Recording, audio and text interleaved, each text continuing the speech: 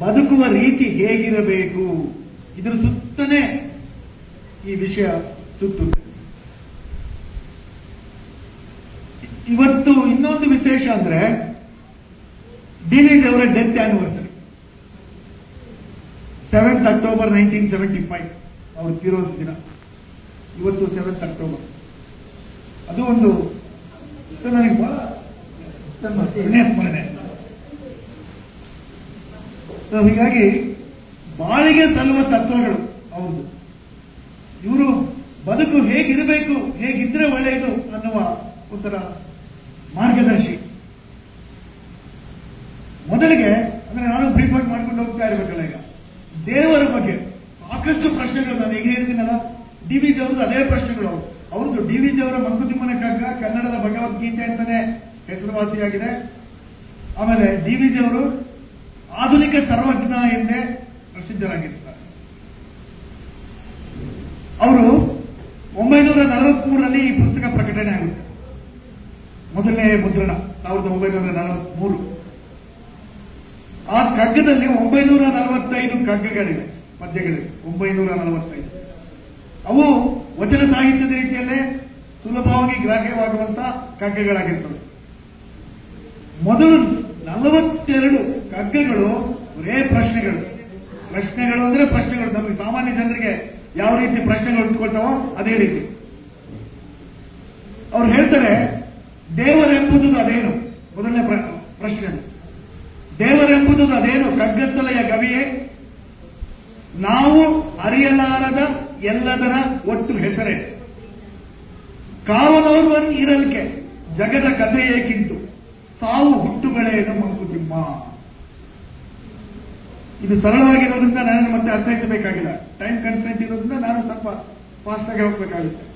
ಆಮೇಲೆ ನಮ್ಮ ಬದುಕಿಗೆ ಯಾರು ನಾಯಕರು? ಏಕನೋ ಅನೇಕರೋ? ವಿಧಿಯೋ ಪೌರುಷವೋ ಧರ್ಮವೋ ಅಂಧಬಲವೋ? ಯಾರು ನಾಯಕರು ಬದುಕಿಗೆ? ಕುದುರುವುದಂತೂ ಈ ವ್ಯವಸ್ಥೆಯ ಪಾಡು, ಅಧಿಗುದಿಯ ಗತಿಯೇನು ಮಂಕುತಿಮ್ಮ. ಇದಕ್ಕೆ ಉತ್ತರವಾಗಿ ಬಸವಣ್ಣವರು ಅವತ್ತೇ ಹೇಳಿದ್ದಾರೆ, ದೇವರೆಂಬುದೇನು? ಜಗದಗಲ ಮಿಗಿಲಗಲ ಮುಗಿಯಗಲ ನಿಮ್ಮಗಲ, ಪಾತಾಳದಿಂದ ಅತ್ತತ್ತವೇ ನಿಮ್ಮ ಶ್ರೀಚರಣ, ಬ್ರಹ್ಮಾಂಡದಿಂದ ಅತ್ತತ್ತವೇ ನಿಮ್ಮ ಶ್ರೀಮುಕುಟ, ಅಗಮ್ಯ ಅಗೋಚರ ಅಪ್ರತಿಮ ಲಿಂಗವೇ ಕೂಡಲ ಸಂಗಮ ದೇವಯ್ಯ, ಎನ್ನ ಕರಸ್ಥಳದೊಳಗೆ ಬಂದು ಸುಳುಕಾದಿರಯ್ಯ. ಎತ್ತೆತ್ತ ನೋಡಿದಡೆ ಅತ್ತೆತ್ತ ನೀನೇ ದೇವ, ಸಕಲ ವಿಸ್ತಾರದ ರೂಪು ನೀನೇ ದೇವ, ವಿಶ್ವತಃ ಚಕ್ಷು ನೀನೇ ದೇವ, ವಿಶ್ವತೋ ಮುಖ ನೀನೇ ದೇವ, ವಿಶ್ವತೋ ಪಾದ ನೀನೇ ದೇವ, ಕೂಡಲ ಸಂಗಮ ದೇವ. ನೀನೊಲಿದಡೆ ಕೊರಡು ಕೊನರುವುದಯ್ಯ, ನೀನೊಲಿದಡೆ ಬರಡು ಹಯನಗುದಯ್ಯ, ನೀನೊಲಿದಡೆ ವಿಷ ಅಮೃತವಗುದಯ್ಯ, ನೀನೊಲಿದಡೆ ಸಕಲ ಪಡಿ ಪದಾರ್ಥ ಇದರಲ್ಲಿಪ್ಪು ಕೂಡಲ ಸಂಗಮ ದೇವ. ತಂದೆ ನೀನು, ತಾಯಿ ನೀನು, ಬಂಧು ನೀನು, ಬಳಗ ನೀನು, ನೀನಲ್ಲದೆ ಮತ್ತಾರೂ ಇಲ್ಲವಯ್ಯ ಕೂಡಲ ಸಂಗಮ ದೇವ. ಅದಕ್ಕೆ ಮತ್ತೆ ಡಿವಿಜಿ ಅವರು ಹೇಳ್ತಾರೆ, ಬಸವಣ್ಣವರು ಹೇಳ್ದಂತಾನೆ, ಸಾರ್ವಭೌಮನು ಜಗದಳು ಓರ್ವನೇ ಕಾಣು, ಸಾರ್ವಭೌಮನು ಜಗದಳು ಓರ್ವನೇ ಕಾಣು, ಸರ್ವವನು ತನ್ನ ಆತ್ಮವೆಂದು ಬದುಕುವನು, ನಿರ್ವಿಕಾರ ಅಂತರಂಗದಿ ಜಗವ ಧರಿಸುವನು, ಸರ್ವ ಮಂಗಳನವನು ಮಂಕುತಿಮ್ಮ. ನೋಡಿ, ಸಾರ್ವಭೌಮನು ಜಗದಳು ಅದು ಓರ್ವನೇ ಕಾಣು, ಸರ್ವವನು ತನ್ನ ಆತ್ಮವೆಂದು ಬದುಕುವನು, ನಿರ್ವಿಕಾರ ಅಂತರಂಗದಿ ಜಗವ ಧರಿಸುವನು, ಸರ್ವ ಮಂಗಳನವನು ಮಂಕುತಿಮ್ಮ. ಇನ್ನೊಂದು ಕಡೆ ಹೇಳ್ತಾರೆ, ನಂಬಿದನು ನಂಬದಿದ್ದನು ತಂದೆ, ನಂಬಿದನು ಪ್ರಹ್ಲಾದ. ನಮ್ಮ ಬಗ್ಗೆ ಹೇಳ್ತಾರೆ, ನಂಬದಿದ್ದನು ತಂದೆ, ನಂಬಿದನು ಪ್ರಹ್ಲಾದ, ನಂಬದಿರುವ ಇಬ್ಬಂದಿ ನೀನು, ನಂಬದಿರುವ ಇಬ್ಬಂದಿ ನೀನು, ಕಂಬದಲೋ ಬಿಂಬದಲೋ ಮೋಕ್ಷಂ ಅವರಿಂಗಾಯ್ತು, ಸಿಂಬಳದ ನೊಣ ನೀನು ಮಂಕುತಿಮ್ಮ. ನೋಡಿ, ಡಿವಿಜಿ ಅವರು ಹೇಳ್ತಾರೆ, ನಾವೆಲ್ಲ ಆ ಕಡೆ ಅದೂ ಇಲ್ಲ, ಈ ಕಡೆ ಇದೂ ಇಲ್ಲ, ಒಂಥರ ಅರ್ಧಂಬರ್ಧಗಳು ಆಗಿಬಿಟ್ಟಿದೆ, ಇಲ್ಲ ನಮ್ಮ ಇಲ್ಲ ಬಿಡು. ಆ ರೀತಿ ಅವ್ರು ಹೇಳಿದ್ರೆ, ನಮ್ಮ ಬಸವಣ್ಣವರು ಅದನ್ನ ಹೇಳ್ತಾರೆ, ನಂಬಿದರೆ ಪ್ರಸಾದ, ನಂಬದಿದ್ದರೆ ವಿಷವು, ನಂಬದಿದ್ದನು ತಂದೆ, ನಂಬಿದನು ಪ್ರಹ್ಲಾದ. ನಂಬಿದರೆ ಪ್ರಸಾದ, ನಂಬದಿದ್ದರೆ ವಿಷವು. ಹೀಗೆ ಆಮೇಲೆ ಡಿವಿಜ್ ಅವರು ಈ ದೇವರು ಮತ್ತೆ ಮನುಷ್ಯ ಮಾನವ ಅವರ ಸಂಬಂಧ ಹೇಗಿರಬೇಕು ಅಂದ್ರೆ, ಜೀವಿ ಬೇಡದಿರೆ ದೈವವನ್ನು ಕೇಳುವವರಾರು, ದೈವ ಗುಟ್ಟಿರಿಸದಿರೆ ಜೀವಿ ಅರಸುವುದೇ, ಜೀವ ದೈವಂಗಳ ಪರಸ್ಪರ ಅನ್ವೇಷಣೆಯೇ ಲಾವಣ್ಯ ಸೃಷ್ಟಿಯಲ್ಲಿ ಮಂಕುತಿಮ್ಮ. ಈಗ ನಾವು ಯಾರು ದೇವ್ರನ್ನ ಕೇಳದೇ ಇದ್ರೆ ದೇವ್ರನ್ನ ಯಾರು ಕೇಳಬೇಕು? ನಾವು ಕೇಳದೆ ಅಲ್ವಾ? ಜೀವಿ ಬೇಡದಿರೆ ದೈವವನ್ನು ಕೇಳುವವರಾರು. ನಾವೇ ಬೇಡಬೇಕು ದೇವ್ರನ್ನ ಯಾವಾಗಲೂ. ನಾವಿಲ್ಲದೆ ಇದ್ರೆ ಇನ್ನು ಬೇಡದಾರು. ಆಮೇಲೆ ದೈವ ಗುಟ್ಟಿರಿಸದಿರೆ, ಈ ಸಾವು ಹುಟ್ಟು ಇವೆಲ್ಲ ರಹಸ್ಯ. ದೈವ ಗುಟ್ಟಿರಿಸಿದರೆ ಜೀವಿ ಅರಸುವುದೇ, ಏನಂತ ಅರಸ್ಕೊಂಡು ಹೋಗ್ಬೇಕು, ನಾವು ಹುಡುಕೊಂಡು ಹೋಗ್ಬೇಕು. ಸೊ ಜೀವ ದೈವಗಳ ಪರಸ್ಪರ ಅನ್ವೇಷಣೆಯೇ ಲಾವಣ್ಯ ಸೃಷ್ಟಿಯಲ್ಲಿ ಮಂಕುತಿಮ್ಮ. ಪರದೈವವನ್ನು ತೊರೆಯ ಗತಿ ನರನಿಗಿಲ್ಲ ದಿಟ. ಪರದೈವವನ್ನು ತೊರೆಯ ಗತಿ ನರನಿಗಿಲ್ಲ ದಿಟ. ನರನಿಲ್ಲದಿರೆ ಜೀವವನ್ನು ಕೇಳುವವರಾರು. ಪುರುಷತೆಯ ಸೇತುವೆ ಮೃಗತ್ವದಿಂ ದಿವ್ಯತೆಗೆ. ಪುರುಷತೆಯ ಸೇತುವೆ ಮೃಗತ್ವದಿಂ ದಿವ್ಯತೆಗೆ. ಮುರಿಯದಿರು ಸೇತುವೆಯ ಮಂಕುತಿಮ್ಮ. ಯಾಕೆ ಹೇಳ್ತಾರೆ ಮೃಗತ್ವ, ಮಾನವತ್ವ, ದೈವತ್ವ? ಯಾಕೆಂದ್ರೆ ಮನುಷ್ಯ ಎಲ್ಲಾ ಪ್ರಾಣಿಗಳ ಗುಣಗಳನ್ನು ಅವನಲ್ಲಿ ಅಡಗಿಸಿಕೊಂಡಿದ್ದಾನೆ. ಕನಲ್ದ ಹುಲಿ, ಕೆರಳ್ದ ಹರಿ, ಮುಳ್ಕರಡಿ, ಛಲನಾಗ, ಅಣುಕು ಕಪಿ, ಸೀಳು ನಾಯಿ ಮೊದಲಾದ ಮೃಗದ ಘೋರ ದುಷ್ಟ ಚೇಷ್ಟೆಗಳೆಲ್ಲ ಅಣಗಿಗವು ನರಮನದಿ ಮಂಕುತಿಮ್ಮ. ನೋಡಿದ್ರ? ಯಾವುದೇ ಪ್ರಾಣಿ, ಬೇರೆ ಯಾವ ಪ್ರಾಣಿ ಆದ್ರೂ ತೆಗೆದುಕೊಳ್ಳಿ, ಅದಕ್ಕೆ ನಿರ್ದಿಷ್ಟವಾದ ಒಂದೇ ಒಂದು ಇದಿರುತ್ತೆ. ಇಲ್ಲ ಹಾಗಲ್ಲ. ಕನಲ್ದ ಹುಲಿ, ಕೆರಳ್ದ ಹರಿ, ಮುಳ್ಕರಡಿ, ಛಲನಾಗ, ಅಣುಕು ಕಪಿ, ಸೀಳು ನಾಯಿ, ಈ ಎಲ್ಲಾ ಮೃಗಗಳ ಗುಣಗಳು ನಮ್ಮಲ್ಲಿವೆ. ಅದಕ್ಕೆ ಶಿಕ್ಷಣ ಬೇಕು ಅನ್ನೋದು. ಯಾಕಂದ್ರೆ ಶಿಕ್ಷಣದ ಮೂಲಕ, ಸಂಸ್ಕಾರದ ಮೂಲಕ ಈ ಎಲ್ಲ ಮೃಗೀಯ ಭಾವನೆಗಳನ್ನು ತೊಡೆದು ಹಾಕಿ ಮಾನವೀಯ ಮೌಲ್ಯಗಳನ್ನು ಎತ್ತಿ ಹಿಡಿಯುವ ಒಂದು ವಿಷಯವನ್ನು ಅವರು ಹೇಳ್ತಾರೆ. ಆಮೇಲೆ ಬಹುಜನಂ ಕೈ ಮುಗಿದ ತೀರ್ಥದೋಳ್ ಕ್ಷೇತ್ರದೋಳ್ ಮಹಿಮೆ ಅಲ್ಲೇನೆಂದು ಸಂಶಯಿಸಬೇಡ. ವಿಹಿತಗೈದವರಾರು ವಸತಿಯುಂ ದೈವಕ್ಕೆ. ಮಹಿಮೆ ಮನಸೋ ತಡೆಯ ಮಂಕುತಿಮ್ಮ. ಈಗ ಕೆಲವರಿಗೆ ನಂಬಿಕೆ ಇರುತ್ತೆ, ಕೆಲವರಿಗೆ ನಂಬಿಕೆ ಇರಲ್ಲ. ಉದಾಹರಣೆ ತಿರುಪತಿ ಆಗ್ಬೋದು, ಶ್ರೀಶೈಲ ಆಗ್ಬೋದು, ಮತ್ತೊಂದು ಕಾಶಿ ಆಗ್ಬೋದು. ಇಲ್ಲಿ ಬಹುಜನಂ ಕೈ ಮುಗಿದ ತೀರ್ಥದೋಳ್ ಕ್ಷೇತ್ರದೋಳು ಮಹಿಮೆ ಅಲ್ಲೇನೆಂದು ಸಂಶಯಿಸಬೇಡ. ಅಂದ್ರೆ ದೇವರು ನಾವು ಹೇಳಿದ್ವಿ ಸರ್ವಾಂತರ್ಯಾಮಿ, ಎಲ್ಲ ಕಡೆನೂ ಇದ್ದಾನೆ. ಈ ಕಂಬದಲ್ಲಿ ಇದ್ದಾನೆ, ಆ ಕಂಬದಲ್ಲಿ ಇದ್ದಾನೆ, ಆ ಕಂಬದಲ್ಲಿ ಇದ್ದಾನೆ, ಎಲ್ಲ ಕಡೆನೂ ಇದ್ದಾನೆ.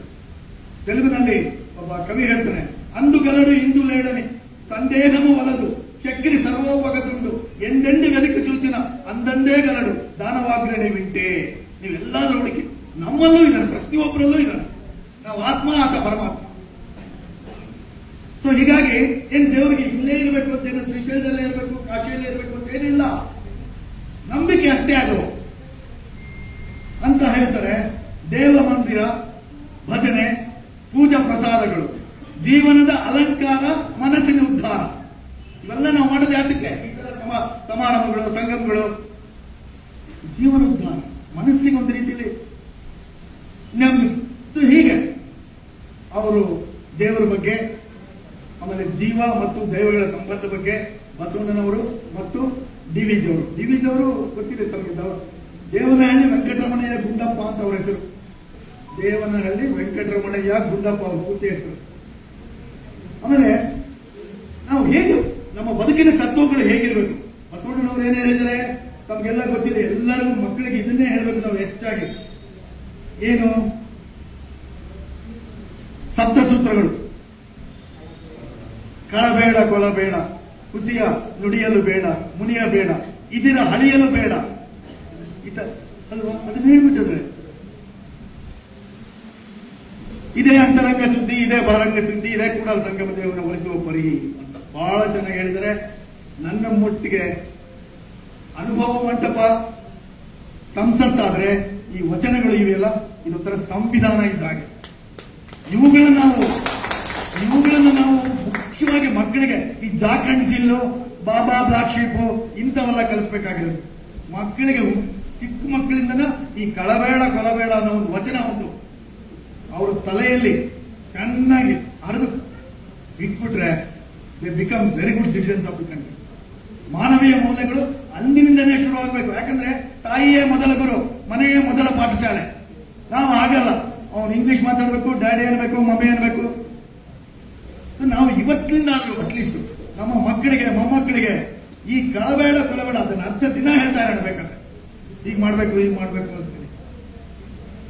ಅವರು ಹಾಗೆ ಹೇಳಿದ್ರೆ ನಮ್ಮ ಡಿ.ವಿ.ಜಿ. ಅವರು ಏನ್ ಹೇಳ್ತಾರೆ, ಸಾರ್ವಭೌಮತೆ 4 ಗುಣಕ್ಕೆ ಗುಣರಾಜ್ಯದಲ್ಲಿ. ಅವರು ಡೋಂಟ್ಸ್ ಹೇಳಿದ್ರೆ ಇವರು ಡೂಸ್ ಹೇಳ್ತಾರೆ. ಏನನ್ನು ಮಾಡಬಾರ್ದು ಅಂತ ಹೇಳ್ತಾರೆ, ಏನನ್ನು ಇರಬೇಕು ಅಂತ ಇವರು ಹೇಳ್ತಾರೆ. ಸಾರ್ವಭೌಮತೆ 4 ಗುಣಕ್ಕೆ ಗುಣರಾಜ್ಯದಲ್ಲಿ ಧೈರ್ಯ ಮೊದಲನೆಯದು, ಎರಡನೆಯದು ಮತಿಯೋಚನೆ, ಸರ್ವದಯ ಮೂರನೆಯದು, ಅದುವೇ ನೀತಿಯ ಮೂಲ, ನಿರ್ಮಮತ್ವ ಮಕಟ ಮಂಕುತಿಮ್ಮ. ಸೊ 4 ಗುಣಗಳು ಪ್ರತಿಯೊಬ್ಬನನ್ನು ಇನ್ಕಲ್ಕೇಟ್ ಆಗಬೇಕು. ಮೊಟ್ಟ ಮೊದಲನೇ ಧೈರ್ಯ, ಧೈರ್ಯಂ ಸರ್ವತ್ರ ಸಾಧನಂ. ಪ್ರತಿಯೊಂದಕ್ಕೂ ಧೈರ್ಯ ಇಲ್ಲದೆ ಇದ್ರೆ ಈ ಬೆಂಗಳೂರಿನಂತ ನಗರದಲ್ಲಿ ಈ ಟ್ರಾಫಿಕ್ ಅಲ್ಲಿ ಈ ಕಡೆಯಿಂದ ಆ ಕಡೆಗೆ ಹೋಗ್ಬೇಕಾದ್ರೂ ಕಷ್ಟ, ಬಹಳ ಕಷ್ಟ ಇದೆ. ಧೈರ್ಯ ಇದ್ರೇನೆ ನಾವು ಏನನ್ನಾದ್ರೂ ಸಾಧಿಸೋದಕ್ಕೆ ಸಾಧ್ಯ. ಸೊ ಮೊದಲು ಅದಿರಬೇಕು ಧೈರ್ಯ. ಎರಡನೆಯದು ಮತಿಯೋಚನೆ, ಮೀನ್ಸ್ ನಾಲೆಡ್ಜ್. ಹೀಗ್ ಜ್ಞಾನೇನ ಸದೃಶಂ ಪವಿತ್ರಮಿಗಂ ವಿದ್ಯತೆ. ಜ್ಞಾನಕ್ಕೆ ಸಮನಾದ ವಸ್ತು ಬೇರೆ ಜಗತ್ತಿನಲ್ಲಿ ಯಾವುದೂ ಇಲ್ಲ. Knowledge is power, knowledge is everything. ನೀವು ಏನನ್ನಾದ್ರೂ ಸಾಧಿಸಬೇಕಾದ್ರೆ ಎಸ್, ಅಥವಾ ನಿಮ್ಮ ಮುಖದಲ್ಲಿ ಒಂದು ರೀತಿಯ ಕಳೆ, ಜ್ಞಾನ ಇದ್ರೇನೆ, ಜ್ಞಾನಿಗಳು ಅಂತ ಕರಿತೀವಿ ನಾವು.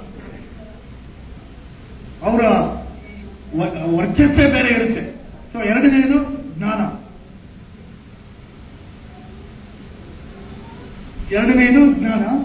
ಮೂರನೇದು ಇದೆಯಲ್ಲ ಮತಿಯೋಚನೆ, ಮತ್ತೆ ನಿರ್ಮಮತ್ವ ಮಕಟ ದಯೆ.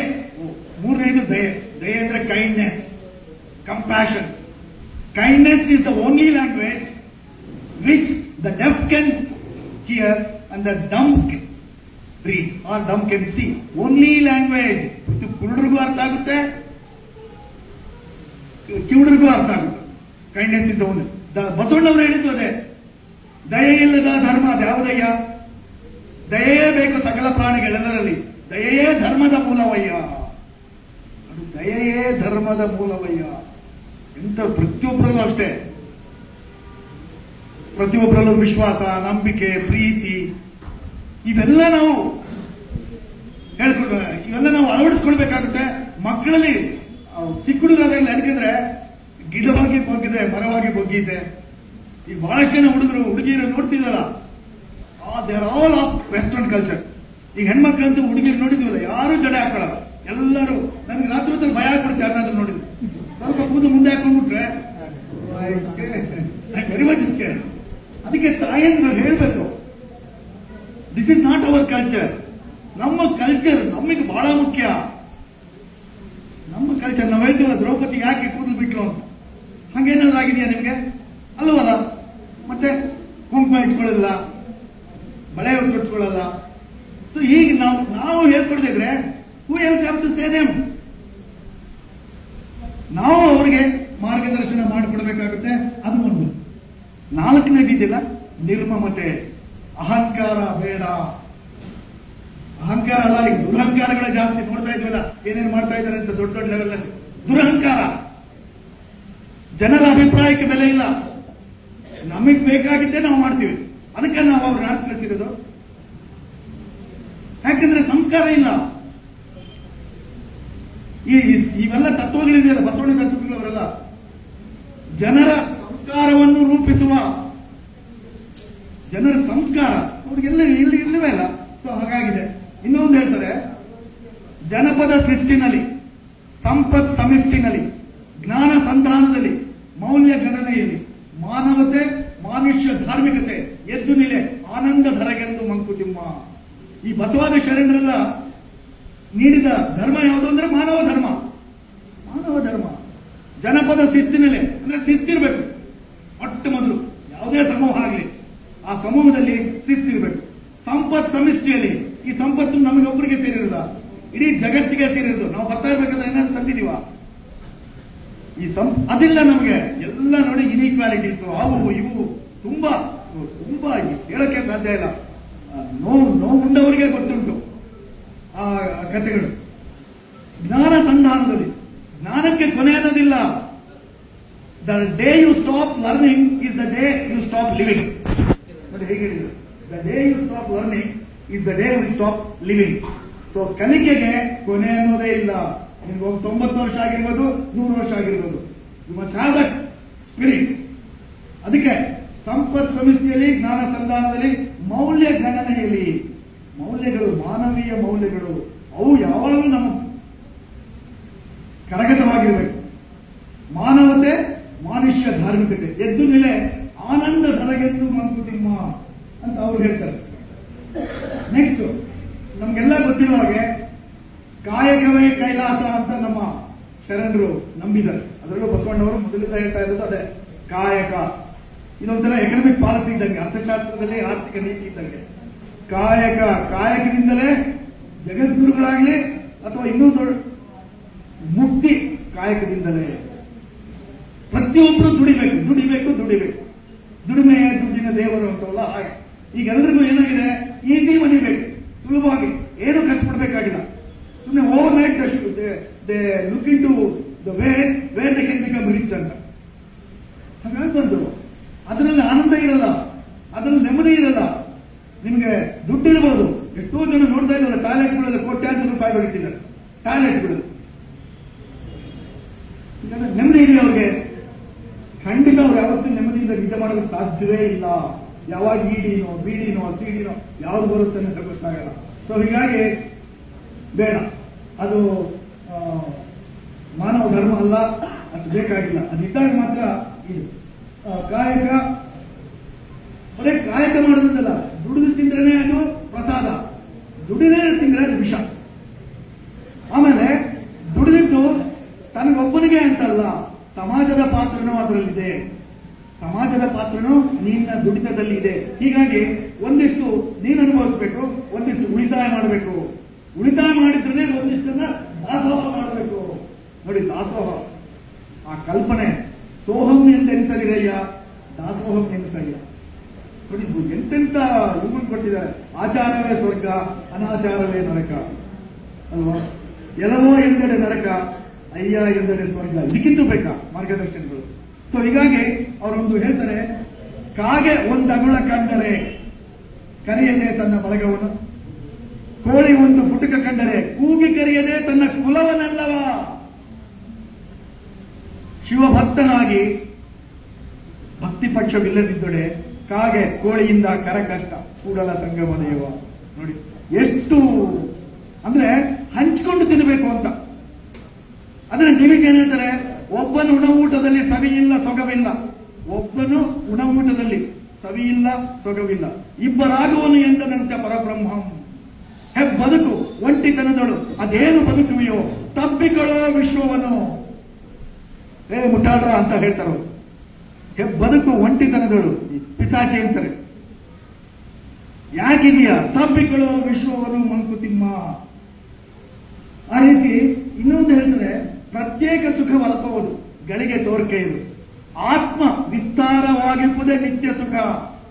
ವ್ಯಕ್ತಿ ಜೀವನದ ಸೊಂಪು ಸಮಿಷ್ಟಿ ಜೀವನದೇ. ಒಟ್ಟು ಬಾಳುವುದು ಕಲಿಯೋ ಮಂಕುತಿಮ್ಮ. ಒಟ್ಟು ಬಾಳುವುದು ಕಲಿಬೇಕು. ನೋಡಿ, ಹಿಂದೆಲ್ಲ 50 ಕುಟುಂಬಗಳಿದ್ವು. ಮನೆಯಲ್ಲಿ 8 ಜನ ಇದ್ದರು, ಲೆಕ್ಕವೇ ಇರ್ತಾರೆ. 40, 50, 60, 70, 100ವರೆಗೂ ಇರ್ತಾ ಇದ್ರು. ಎಷ್ಟು ಸೊಗಸಾದ ಕುಟುಂಬಗಳು. ಈಗ ಬಹಳ ಕಷ್ಟ. ಈಗ ಹೇಳೋದೇ ಬೇಡ, ನಮ್ಗೆಲ್ಲ ಅನುಭವಕ್ಕೆ ಬಂದಿರುತ್ತೆ.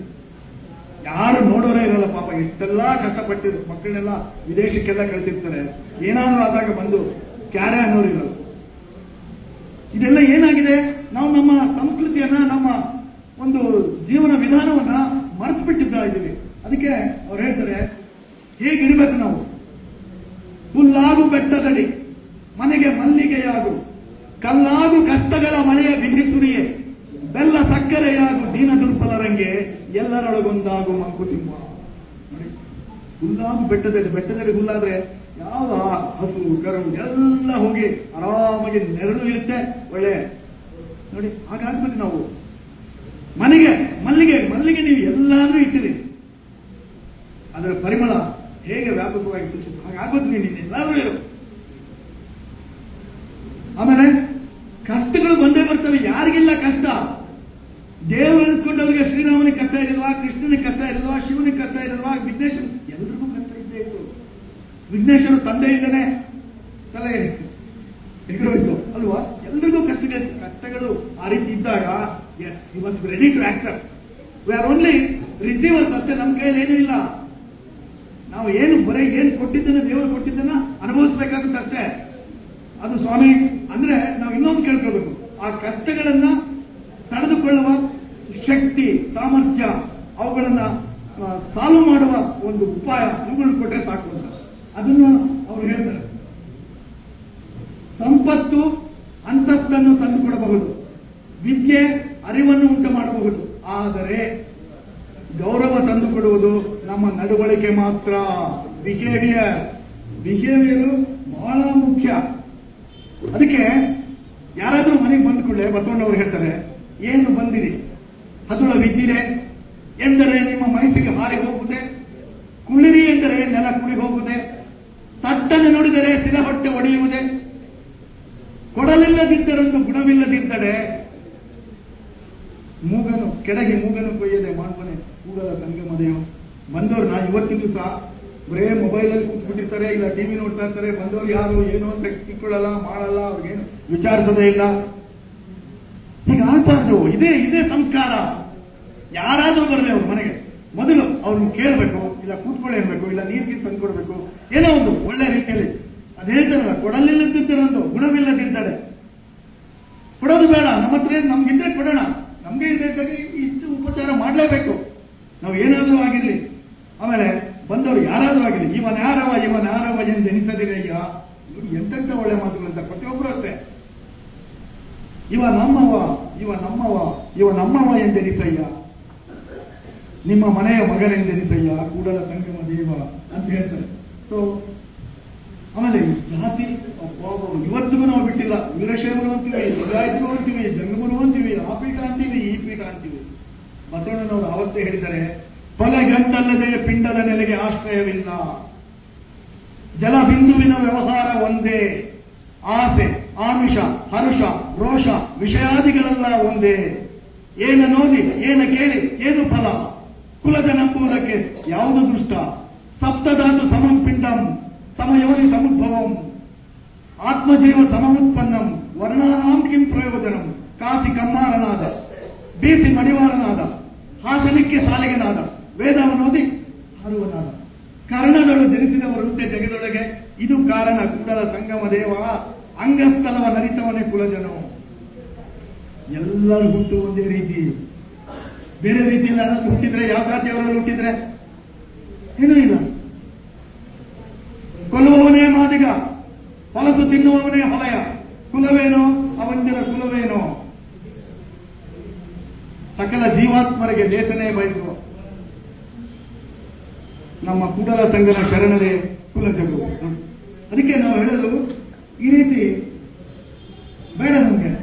ಅದಕ್ಕೆ ಡಿವಿಜನವರು ಏನ್ ಹೇಳ್ತಾರೆ ಅಂದ್ರೆ, ಸಪ್ತಧಾತುಗಳು ಅಂದ್ರೆ ಗೊತ್ತಲ್ಲ, ಸರ್ವಜ್ಞ ಹೇಳ್ತಾರೆ, ಎಲು ತೊಗಲು ನರ ಮಾಂಸ, ಒಲೆ ತೊಗಲು ಎಲೆ ತೊಗಲು ನರ ಮಾಂಸ, ಬಲಿತ ಚರ್ಮದ ಹೊದಿಕೆ, ಒಲೆ ರಕ್ತ, ಶುಕ್ಲರಿಂದಾದ ದೇಹಕ್ಕೆ ಕುಲವ್ಯಾವುದಯ್ಯ ಸರ್ವಜ್ಞ. ಅವರು ಅದನ್ನೇ ಆ ಸಪ್ತಧಾತುಗಳನ್ನೇ ವರ್ಣನೆ ಮಾಡ್ತಾರೆ ಅವರು.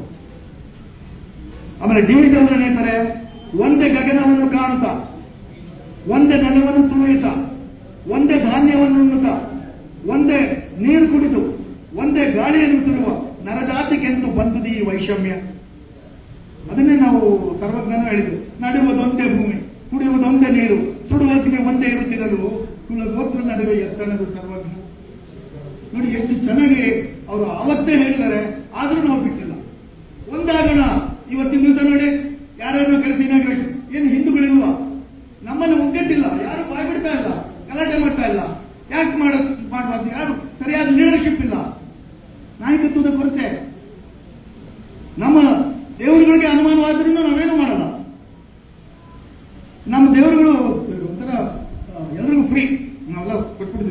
ಏನ್ ಬೇಕಾದ್ರೂ ಅಂದ್ಕೊಳ್ಳಿಲ್ಲ. ಆತ್ಮಾಭಿಮಾನ, ಸ್ವಾಭಿಮಾನ ನಮ್ಮದು, ನಾವು ಹೋರಾಡಬೇಕು ಅನ್ನೋ ಒಂದು ಛಲ ನಮ್ಮಲ್ಲಿ ಬರಬೇಕು. ಅದು ಇವಾಗ ತಕ್ಷಣಕ್ಕೆ ಬರೋದಲ್ಲ, ಅದು ಮೊದಲಿಂದನೂ ಮಕ್ಕಳಿಗೆ ಹೇಳ್ಕೊಡ್ಬೇಕು. ಸೊ ಅದು ಆಮೇಲೆ ತಿದ್ದುವಿಕೆ ಬಗ್ಗೆ, ಲೋಕದ ಡೊಂಕ ನೀವೇಕೆ ತಿದ್ದುವಿರಿ ಅಲ್ವಾ? ನಾವು ಯಾವಾಗಲೂ ಅಷ್ಟೇ ಇನ್ನೊಬ್ಬರಿಗೆ ತಪ್ಪನ್ನ ನಾವು ಹೇಳ್ತೀವಿ ಹೊರತು ನಮ್ಮಲ್ಲಿ ಸಾವಿರಾರು ತಪ್ಪುಗಳಿತ್ತು ಅಲ್ವಾ? ಅದನ್ನ ಬಿಟ್ಬಿಡ್ತೀವಿ ನಾವು. ತೆಲುಗಿನಲ್ಲಿ ವೇಮನನ್ನು ಅದನ್ನ ಹೇಳ್ತಾರೆ, ತಪ್ಪುಲೆನ್ನುವಾರ ತಂಡೋಪತಂಡವು, ತಪ್ಪುಲೆನ್ನುವಾರ ತಮ್ಮ ತಪ್ಪುಲೆರಿಗರು. ತಪ್ಪು ನಮ್ಮಲ್ಲಿ ಏನೋ ಇರುತ್ತೆ, ಅದನ್ನ ಬಿಟ್ಬಿಡ್ತೀವಿ, ಬೇರೆಯವ್ರ ತಪ್ಪನ್ನ ತೋರಿಸ್ತಾ ಇದ್ದೀವಿ. ಲೋಕದ ಡೊಂಕ ನೀವೇಕೆ ತಿದ್ದುವಿರಿ, ನಿಮ್ಮ ಮನವ ಸಂತೈಸಿಕೊಳ್ಳಿ, ನಿಮ್ಮ ತನವ ಸಂತೈಸಿಕೊಳ್ಳಿ. ನೆರಮನೆಯ ದುಃಖಕ್ಕೆ ಅಳುವವರ ಮೆಚ್ಚ ಕೂಡಲ ಸಂಗಮ ದೇವ. ಡಿವಿಜವರು ಹೇಳ್ತಾರೆ, ತಿದ್ದಿಕೊಳ್ಳೋ ನಿನ್ನ ನೀನು, ಜಗವ ತಿದ್ದುವುದಿರಲಿ. ತಿದ್ದುಕಿಗೆ ಒಂದು ಮಿತಿ ಉಂಟು. ಉದ್ದನೇ ಬೆಳೆದಿದ್ದು ಬೆಳೆದೀಯ ಸಾಮಿಂದ. ನೀವು ಸಾಮು ಗೀಮು ಮಾಡೋದಂತ ಒಂದಿಷ್ಟು ಉದ್ದ ಬೆಳೆಯೋದಕ್ಕೆ ನಮಗೆ ಸ್ಪರ್ಧೆಯೇ ಮಂಕುತಿಮ್ಮ ಅವ್ರು ಹೇಳಿದ್ರು, ಲೋಕದ ಡೊಂಕ ನೀವೇಕೆ ತಿದ್ದುವಿರಿ, ತಿದ್ದಿಕೊಳ್ಳೋ ನಿನ್ನ ನೀನು. ತಿದ್ದಿಕಿಗೆ ಒಂದು ಮಿತಿ ಉಂಟು. ಹಾಗೆ ಆಮೇಲೆ ಇನ್ನೊಂದಿದೆ, ಅಂತಾನೋ ಮಿಂತಾನೋ ಮೆಂತೋ ನಿನಗಾದಂತೆ ಶಾಂತಿಯನ್ನು ನೀನೆನಸು ಮನ ಕೆರಳಿದಂದು ಸಂತ ಬಿಡಿಸೊಮ್ಮೆ ಶಿಕ್ಷಿಸಿ ತಿನ್ನೊಮ್ಮೆ ಸ್ವ ಅಂತಮಂ ತಿದ್ದುತ್ತಿರು. ಸ್ವ ಅಂತಮಂ ತಿದ್ದು, ಅದೇ ಮೆಚ್ಯೂರಿಟಿ. ಮೆಚ್ಯೂರಿಟಿ ಅಂದ್ರೆ ಏನು? When you stop trying to change others and focusing more on to change yourself. ಅದೇ ಮೆಚ್ಯೂರಿಟಿ. ಆ ಮೆಚ್ಯೂರಿಟಿ ನಮ್ಗೆ ಬರಬೇಕು ಅಂತ ಹೇಳ್ತಾರೆ. ಆಮೇಲೆ ಯಾರಿಗೆ ಯಾರಿಲ್ಲ ಅನ್ನೋದಕ್ಕೆ ಅವ್ರು ಏನ್ ಹೇಳ್ತಾರೆ, ಚಂದ್ರೋದಯಕ್ಕೆ ಅಂಬುದಿ ಹೆಚ್ಚುವುದಯ್ಯ, ಚಂದ್ರ ಕುಂದುವುದಯ್ಯ. ಚಂದ್ರಮನಿಗೆ ರಾಹು ಅಡ್ಡ ಬಂದಲ್ಲಿ ಅಂಬುದಿ ಗೊಬ್ಬಿಟ್ಟಿದೆ, ಅಂಬುದಿಯ ಮುನಿ ಆಪೋಷಣ ಕೊಂಬಲ್ಲಿ ಚಂದ್ರಮನ ಅಡ್ಡ ಬಂದನೆ ಯಾರಿಗೆ ಯಾರೂ ಇಲ್ಲ, ಕೆಲವರಿಗೆ ಕೆಳ ಇಲ್ಲ. ಹೀಗೆ ಇದು ನಮ್ಮ ಇವರೇನ್ ಹೇಳ್ತಾರೆ ಡಿವಿಜವರು, ಮಕ್ಕಳ ಭವಿಷ್ಯಕ್ಕೆ ಕಕ್ಕುಲಿತಗೊಡಬೇಡ. ಮಕ್ಕಳ ನಾವೆಲ್ಲರೂ ಯಾವಾಗಲೂ ನಮ್ಮ ದೇಶದಲ್ಲೇ ಮಾತ್ರ ಇದು ಏನ್ ಮುದುಕರಾಗಿರ್ತಾರೆ ಮಕ್ಕಳು, ಆದ್ರೂ ನಾವು ಕೇರ್ ತಗೊಳ್ತಾ ಇರ್ತೀವಿ. ಬೇರೆ ದೇಶಗಳಲ್ಲಿ ಹಂಗಲ್ಲ, ಒಂದ್ ಸ್ವಲ್ಪ ಏದಾದ್ಮೇಲೆ ಕಳ್ಸಿಕೊಟ್ಬಿಡ್ತಾರೆ, ನಿಮ್ ಜೀವನ ನಿಮ್ದು ಅಂತ. ನಮ್ಮ ಹಂಗಲ್ಲ. ಅಯ್ಯೋ, ನಾನು ನೋಡಿದ್ದೀನಿ ಎಷ್ಟೆಷ್ಟು ದೊಡ್ಡ ಮಕ್ಕಳು ಇರ್ತಾರೆ. ಮಕ್ಕಳ ಭವಿಷ್ಯಕ್ಕೆ ಕಕ್ಕುಲಿತಗೊಳ್ಳಬೇಡ, ಪಕ್ಕಾಗುವುದು ಭಾಗ್ಯವು ಎಂತೆಂತೋ ಜಗದಿ, ದಕ್ಕಿತೇನ್ ಕುರುಪಾಂಡು ತಮೆಯರಿಗೆ ರಾಜ್ಯ ಸುಖ ದಿಕ್ಕು ಯಾರಿಗೆ ಅವರವರೇ ಮಂಕುತಿಮ್ಮ. ಆಯ್ತು, ಹೀಗೆ ಬಂದಿದೆ ಭವಿಷ್ಯದ ಬಗ್ಗೆ. ಬಸವಣ್ಣವರು ಹೇಳ್ತಾರೆ, ನಾಳೆ ಬಪ್ಪುದು ನಮಗೆ ಹಿಂದೆ ಬರಲಿ, ನಾಳೆ ಬಪ್ಪುದು ನಮಗೆ ಹಿಂದೆ ಬರಲಿ, ಇಂದು ಬಪ್ಪುದು ನಮಗೆ ಈಗಲೇ ಬರಲಿ. ಅಧಿಕಾರ ಅಂದುವರು ಅಧಿಕಾರ ಅಳಗುವರು, ಜಾತಸ್ಯ ಮರಣಂ ಧ್ರುವಂ ಎಂಬುದಾಗಿ ನಮ್ಮ ಕೂಡಲ ಸಂಗಮ ದೇವರು ಬರೆದ ಬರಹವನ್ನು ತಿದ್ದುವರೆ ಹರಿಹರ ಬ್ರಹ್ಮಾದಿಗಳಲ್ಲ ಅಂತ ಅವರು ಹೇಳಿದ್ರೆ, ಇವರು ಗ್ರಹಗತಿಯ ಘಾತಕದಿ ಜ್ಯೋತಿಷನು ತಿದ್ದುವನೆ, ವಿಹಿತವಾಗಿರುವುದು ಅದರ ಗತಿ ಸೃಷ್ಟಿ ವಿಧಿಯು, ಸಹಿಸಿದಲ್ಲದೆ ಮುಗಿಯಲು ಯಾವ ದಶೆ ಬಂದಡಂ, ಸಹನೆ ವಜ್ರದ ಕವಚ ಮಂಕುತಿಮ್ಮ. ಸಹನೆ, ಒನ್ ಶುಡ್ ಹ್ಯಾವ್, ಎಂತ ಪೇಷನ್ಸ್ ಇರ್ಬೇಕಲ್ಲ, ಅಲ್ಟಿಮೇಟ್ ಅದು. ಅವಾಗ ಯಾವುದೇ ರೀತಿಯ ತಾಪತ್ರಗಳಿರಲ್ಲ, ಯಾರ ಜೊತೆಲೂ ಇದಿಲ್ಲ. Patience and perseverance, overcome mountains ಅಂತ ಹೇಳ್ತಾರೆ. ಪರಚಿಂತೆ ನಮಗೆ ಕೈಯ, ನಮ್ಮ ಚಿಂತೆ ನಮಗೆ ಸಾಲದೆ. ಕೂಡಲ ಸಂಗಮ ದೇವನು ಒಲಿಯನೋ ಒಲಿಯನೋ ಹಾಸಲುಂಟು ಹೊದೆಯಲ್ಲುಂಟು ಅಂತ ಅವ್ರಿಗೆ ಹೇಳ್ತಾರೆ. ಇವ್ರು ಏನ್ ಹೇಳ್ತಾರೆ ಡಿವಿಜವರು, ಓಲೆಗಾರನಿಗೆ ಏಕೆ ಬರದ ಸುದ್ದಿಯ ಚಿಂತೆ. ಪೋಸ್ಟ್ಮ್ಯಾನ್ಗೆ ಅವನ ಕೆಲಸ ಏನು? ಓಲೆಗಳನ್ನು ಅವರವರಿಗೆ ಅಂಟಿಸಿದರೆ ಸಾಕು. ಸಾಲಗಳು, ಶೂಲಗಳು, ನೋವುಗಳು, ನಗುವುಗಳು. ನೋವುಗಳು ಏನಕ್ಕೆ ಬೇಕು ಅವನಿಗೆ? ಅವನ್ನೆಲ್ಲ ಓದ್ಕೊಂಡು ಕೂತ್ಕೊಂಡ್ಬಿಟ್ರೆ ಅವನು ಅಷ್ಟೇ ಇಲ್ಲ. ಓಲೆಗಾರನಿಗೆ ಏಕೆ ಬರದ ಸುದ್ದಿಯ ಚಿಂತೆ, ಓಲೆಗಳನ್ನು ಅವರವರಿಗೆ ಐದಿಸಿದರೆ ಸಾಕು. ಸಾಲಗಳು, ಶೂಲಗಳು, ನೋವುಗಳು, ನಗುವುಗಳು, ಕಾಲೋಟ ಅವನ ಊಟ. ಅವನು ಸುಮ್ಮನೆ ಮಚ್ ಮ್ಯಾನ್ ವೀಲ್ಸ್ ಮೂವ್. ಅದನ್ನ ಇನ್ನೊಂದು ರೀತಿಯಲ್ಲಿ ಹೇಳ್ತಾನೆ, ಮೃತವಾಹಕರಿಗೆ ಏಕೆ ಮೃತನ ಸಂಸಾರದ ಚಿಂತೆ. ಹೊತ್ತೋಗಿದ್ದಾನೆ ಅವನ ಸಂಸಾರದ ಚಿಂತೆ. ಮೃತವಾಹಕರಿಗೆ ಬಂದಿರೋದು ಶವನ ಸಾಗಿಸೋದಕ್ಕೆ. ಮೃತವಾಹಕರಿಗೆ ಏಕೆ ಮೃತನ ಸಂಸಾರದ ಚಿಂತೆ, ಸತಿಯು ಗೋಳಿಡಲಿ ಸಾಲಿಗನು ಬೊಬ್ಬಿಡಲಿ, ಧೃತ ಮನದಿ ಜಿತೆಗೆ ಕೊಂಡೊಯ್ಯುತ್ತಿಗಿರವರು ಧೃತಿಯ ತಳೆ ನೀನಂತೂ ಮಂಕುತಿಮ್ಮ. ಹೆಚ್ಚಿನ ಮಾತಾಡೋದು ಬೇಡ. ಕೊನೆಗೆ ಶರಣಾರ್ಥಿ ಅಂತ ಹೇಳ್ಬಿಟ್ಟು ಈ 945ನೇ ಪದ್ಯ ಡಿ.ವಿ.ಜಿ. ಅವರು ಅದನ್ನೇ ಹೇಳ್ತಾರೆ. ಶರಣು ಹೋಗು ಜೀವನ ರಹಸ್ಯದಲ್ಲಿ, ಶರಣು ಜೀವನವ ಸುಮವನಿಪ ಯತ್ನದಲ್ಲಿ, ಶರಣು ಅಂತರಾತ್ಮ ಗಂಭೀರ ಪ್ರಶಾಂತಿಯಲ್ಲಿ, ಶರಣು ವಿಶ್ವಾತ್ಮದಲ್ಲಿ ಮಂಕುತಿಮ್ಮ. ಅದನ್ನು ಬಸವಣ್ಣವರು ಶರಣ ನಿದ್ರೆಗೈದರೆ ಜಪ ಕಾಣಿರು, ಶರಣ ಎದ್ದು ಕುಳಿತರೆ ಶಿವರಾತ್ರಿ ಕಾಣಿರು, ಶರಣ ನಡೆದುದೇ ಪಾವನ ಕಾಣಿರು, ಶರಣ ನುಡಿದೇ ಶಿವತತ್ವ ಕಾಣಿರು. ನೋಡಿ, ಇಷ್ಟೊಂದು ನನ್ನ ಮಾತುಗಳನ್ನು ಕೇಳಿದರೆ